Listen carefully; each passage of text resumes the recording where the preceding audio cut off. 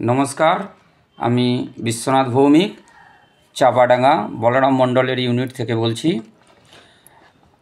Actual যে ফরামের বিষয়ে Arpita madam যে জমা করতে বলছে এটা কতটা সত্যতা আছে জানি না।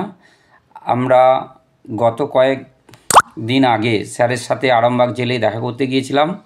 স্যারের সাথে যে কথা হয়েছে যে স্যার ফরামে ধরুন কেউ জমা দিল 1 লক্ষ টাকা রেখেছে, 10 লাখ টাকা লিখেছে, তাহলে আপনি কি তাকে 10 লাখই পেমেন্ট দেবেন?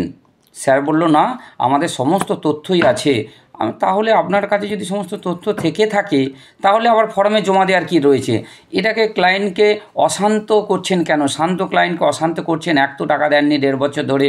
আর এই যে ফর্মে শুভাশিস সরকার, যিনি মানে 2023 সালে এপ্রিলে স্যার জেলে যাওয়ার পর ওনার নিজের প্রয়োজনে নিজের যে সমস্ত ইনভেস্টমেন্ট ছিল বেশিরভাগ টাকা এলএফএসের টাকা অফিসের স্টাফকে কিছু কেমন পয়সা পাইয়ে দিয়ে সমস্ত টাকা সে তুলে নিয়েছে।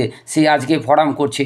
আজকে রনিতা ম্যাডামকে বলছি, আপনাকে স্যার যখন বিয়ে করে নিয়ে আসলো, স্যার হয়তো আপনাকে বিয়ে করেছেন, সম্মান কিন্তু আমরা আপনাকে দিয়েছি স্যারের দ্বিতীয় ওয়াইফ হিসাবে।